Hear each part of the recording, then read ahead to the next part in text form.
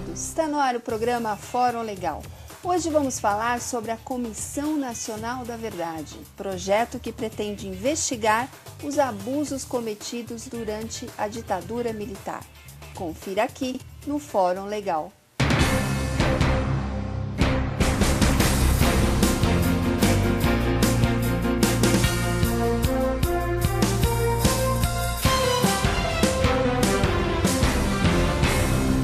Falar sobre o assunto, nossa convidada aqui no estúdio, advogada, idealista, defensora dos direitos humanos e atualmente faz parte do coletivo de mulheres que integra o Comitê Paulista pela Memória, Verdade e Justiça. Doutora Maria Aparecida Costa Cantal. Olá, doutora, seja bem-vinda ao programa Fórum Legal. Muito obrigada, é um prazer estar aqui e eu quero cumprimentar a todas as pessoas que estão assistindo o seu prestigiado e conhecido programa. Doutora, conta pra gente um pouquinho como é que foi a vivência na época da ditadura. Seus estudos superiores foram feitos na capital ou no interior? Foram feitos na capital. Eu entrei na Faculdade de Direito do Largo de São Francisco em 63, numa época de muita participação política. Estávamos sob o governo de Jean Goulart, um governo que se propunha a fazer reformas, as chamadas reformas de base. Isso mobilizava muito os sindicatos, os estudantes, havia assim, grandes centros de cultura. Era uma época de muita efervescência. E era uma tradição, um movimento estudantil, um movimento de sindicalistas, era muito comum naquela época, um movimento político até. Muito comum, e nessa época eu acho que florescia mais ainda.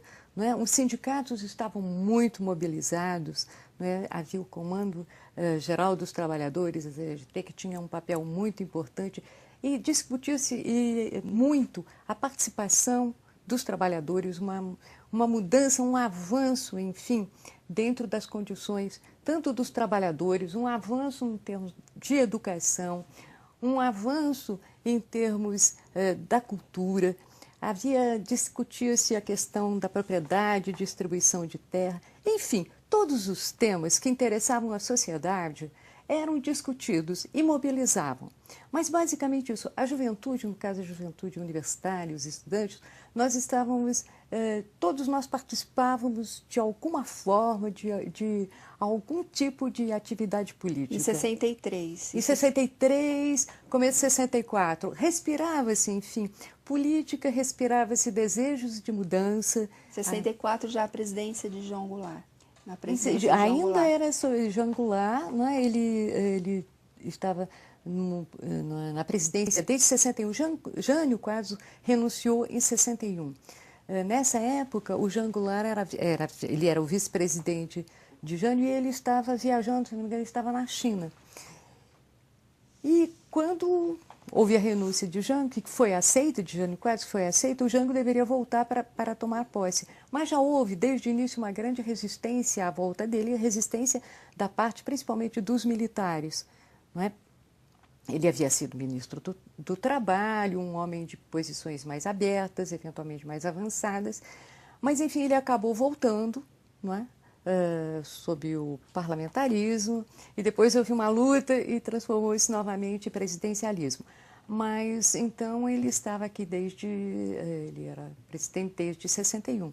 E foi um governo, isso, de muita mobilização, de muita participação. E quando eu entro na faculdade, evidentemente, no Largo de São Francisco, nós participávamos de vários tipos de atividade, havia muitas atividades de estudantes e trabalhadores juntos, assembleias, enfim, era uma época de muita florescência, era uma época de muita busca de novos caminhos, de um país melhor, enfim, avançar-se, né, na democracia então existente. Mas naquela época também era comum a prisão, espancamentos de sindicalistas? Era comum? Sob a ditadura, houve censura à imprensa, houve perseguição às pessoas, a funcionários, a trabalhadores, a estudantes, expulsão de universidade. Quer dizer, na verdade, partidos políticos foram expurgados. Não existia liberdade de expressão. Não existia liberdade de expressão. Não é? Alguns programas, houve uma época em que o censor estava presente nas redações de jornais, censurava claramente os programas que poderiam ser passados em televisão.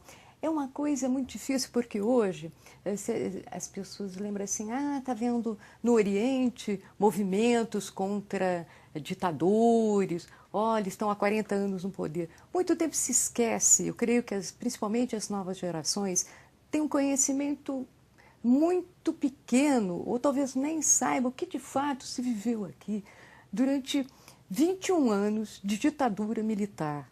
Não é? Onde isto que hoje é comum para nós conversarmos aqui, falarmos sobre o governo, criticarmos, darmos nossa opinião, pertencemos a este ou aquele partido político, isto era absolutamente impossível durante a ditadura. E a senhora chegou a ser presa naquela época? Eu fui presa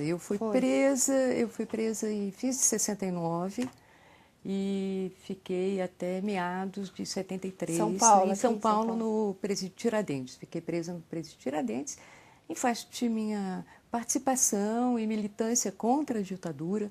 E como tantos outros da minha geração, não é, nós buscávamos um país mais justo, que houvesse realmente uma visão voltada para o povo.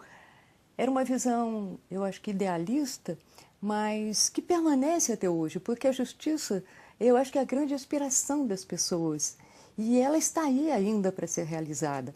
Mas nossa geração foi uma geração que se entregou a isso, e além do mais, eu acho que ela tinha um outro papel, né? Vivíamos sob uma outra época. Uma outra época. E além disso, vivíamos sob uma ditadura que deveria ser combatida. A busca da liberdade, eu acho que é o primeiro impulso do homem. E grande parte, né, de nós nos engajamos nessa luta realmente contra a ditadura que havia derrubado um governo legítimo, né, para que voltasse um tempo de liberdade, um tempo de justiça e de respeito, principalmente às pessoas e aos direitos humanos, coisa que na ditadura realmente não houve, ao contrário. Agora, conta um pouquinho para a gente. O jornalista Geraldo Pereira me contou que o Geraldo Pereira é seu amigo e é amigo do Dr. Wellington Cantal também, que uma vez por semana lá no presídio, a senhora e a presidente Dilma Rousseff tinham que fazer um jantar, a comida lá para os presos. E era comível? Como que era isso? Conta um pouquinho pra gente. Olha, eles reclamavam muito. No nosso dia não era muito esperado, ao contrário. Porque eu acho que nem ela, nem eu tínhamos muita vocação para a cozinha, mas enfim, havia uma divisão de tarefas no presídio. Houve um momento que na chamada Torre das Donzelas, né, no presídio Tiradentes, onde estavam as mulheres, né, moças, as combatentes presas, nós chegamos a mais de 50.